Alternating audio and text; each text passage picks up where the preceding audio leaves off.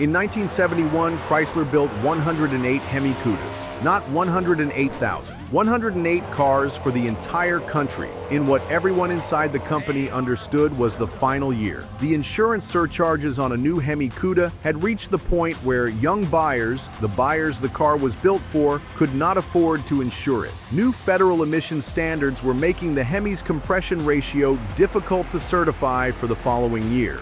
The most extreme factory Mopar ever sold to the public was going to disappear after 1971, and there was nothing Chrysler could do about it.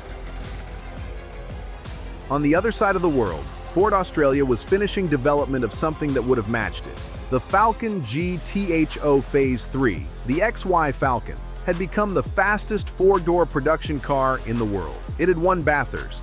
It had dominated the Australian Touring Car Championship, and Ford's engineers were already well into development of the Phase 4, an XA Falcon body with revised engine specifications and performance projections that made the Phase 3 look like the starting point rather than the ceiling. The Phase 4 was never going to be banned by law. There was no ban. What happened was something more specific and more damaging than a ban. A Sydney newspaper ran a front-page story in 1972 calculating that certain Australian performance cars could theoretically reach 180 miles per hour on a public road. The Phase 4 was named. Insurance companies announced they would refuse coverage before a single production car was built. Ford canceled the program. It is important to be precise about this, because Australian viewers of this channel have correctly pointed out that the Phase 3 was not banned and did not carry the Widowmaker story. The Phase 3 kept racing. The Phase 3 continued to be registered and insured. It was the Phase 4, the car that had not yet been produced, that was stopped. The supercar scare of 1972 killed a car that existed only as prototypes. The Hemi Cuda and the Ford Falcon GTHO Phase 4, two cars destroyed by insurance companies, one at 108 units, one at 0, same forces, same years, opposite ends of the planet. Today we run the numbers on what was lost. The 426 Hemi had entered production as a street engine in 1966. 2 years after the racing version had swept the top 5 positions at the 1964 Daytona 500 and permanently changed the direction of American factory motorsport. The hemispherical combustion chamber geometry that gave the engine its name was not a styling decision. It was an engineering solution to the problem of extracting maximum power from a given displacement. Larger valves, better airflow, more complete combustion. The physics of the hemispherical chamber gave the Hemi a power advantage over wedge-head engines of equivalent displacement that conventional tuning could not overcome. Factory rating was 425 horsepower at 5,000 revolutions per minute. The actual output in street trim was acknowledged by Chrysler's own engineers to be considerably higher. Independent dyno testing consistently produced figures in the 470 to 490 horsepower range, and some tests reached 500. The conservative factory rating was an insurance management decision. Every additional horsepower above the official number pushed the Cuda into higher insurance classification brackets. Chrysler was already fighting to keep the car insurable at 425.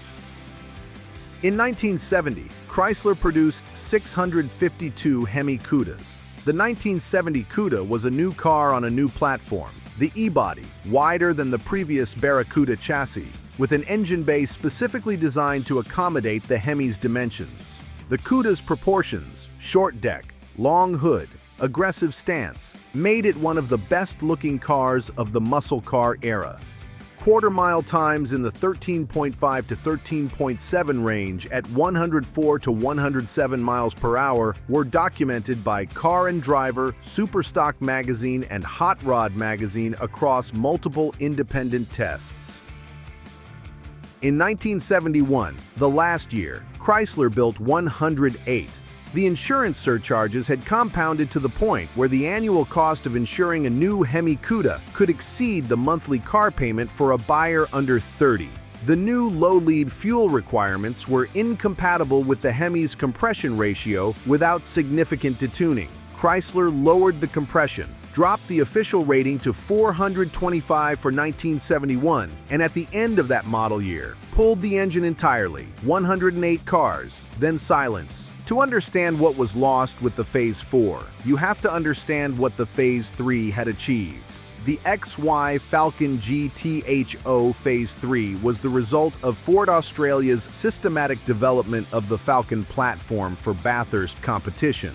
The Phase 3 carried a 351 cubic inch Cleveland 5.8, producing approximately 300 horsepower in production tune. Numbers that sound modest until you understand what the car could do on the Mount Panorama circuit.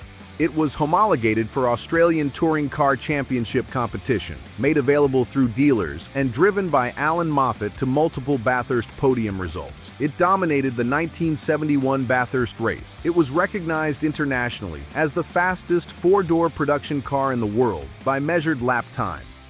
Ford's engineering team at Broadmeadows had been developing the Phase 4 in parallel with the Phase 3's competition career. The XA Falcon body that replaced the XY was to be the foundation for the next evolution. Engine specifications for the Phase 4 were revised upward from the Phase 3's Cleveland 351. Suspension and braking systems were developed for the higher performance envelope the revised engine would create. Ford's internal testing data projected quarter-mile times below 14 seconds and sustained circuit speeds that represented a meaningful step beyond what the Phase 3 had achieved. Then came the supercar scare.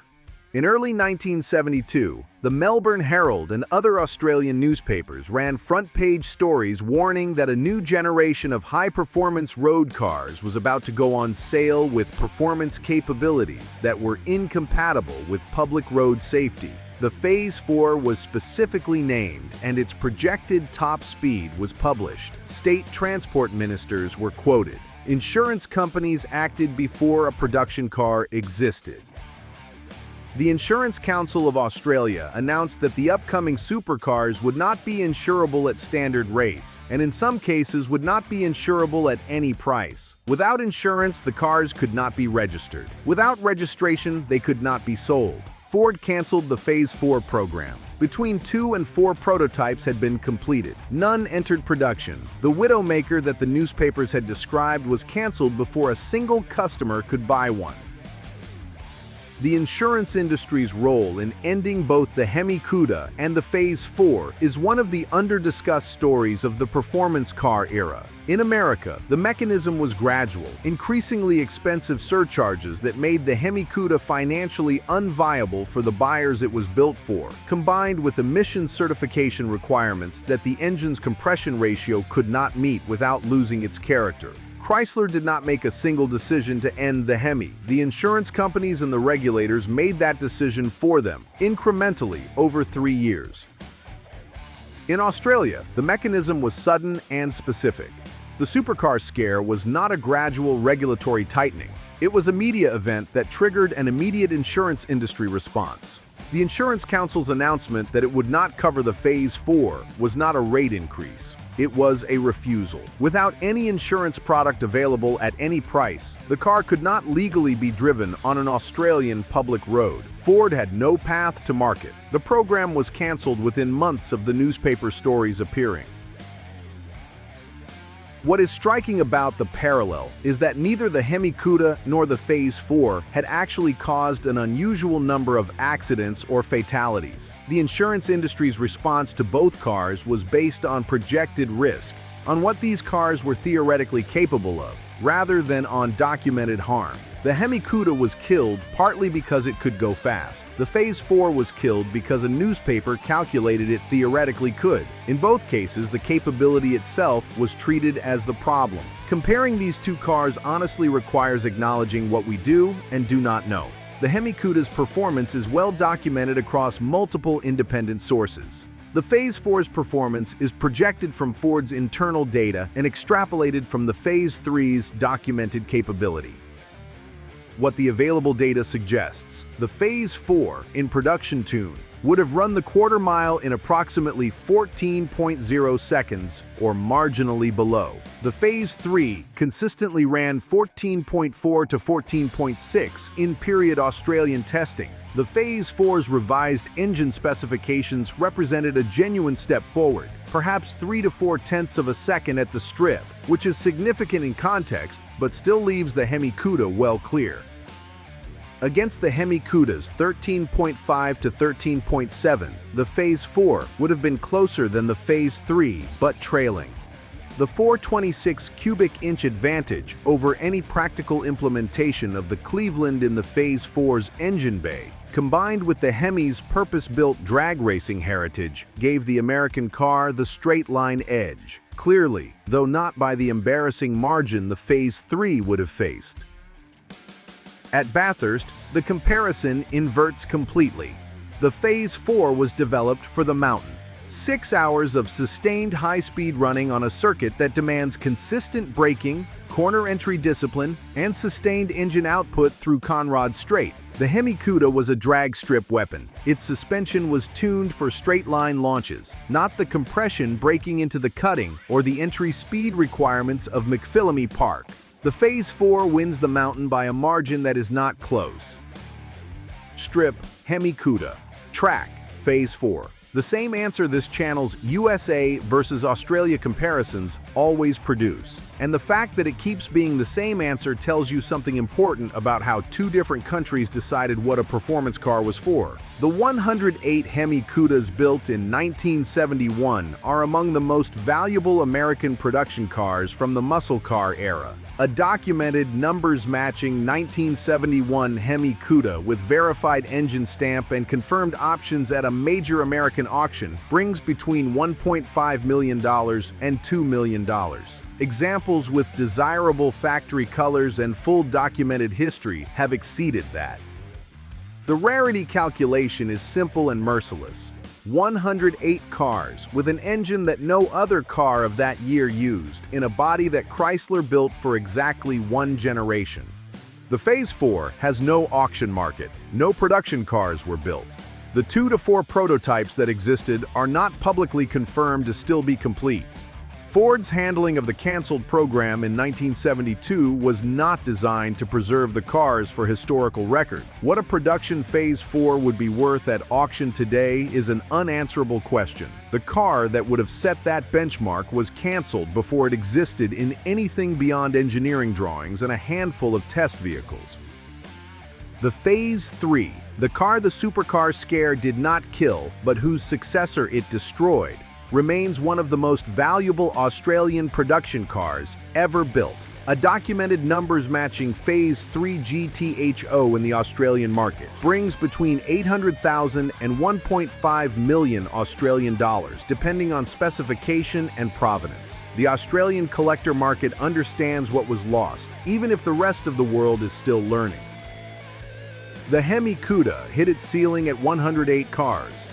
The Phase 4 hit its ceiling at 4 prototypes and a cancellation notice. Both cars represent the absolute limit of what their respective markets could produce before the forces that ended the performance era drew a line and refused to move it further. Neither got to finish what it started. That is the story of 1971 and 1972. And it happened on both sides of the planet, for exactly the same reason.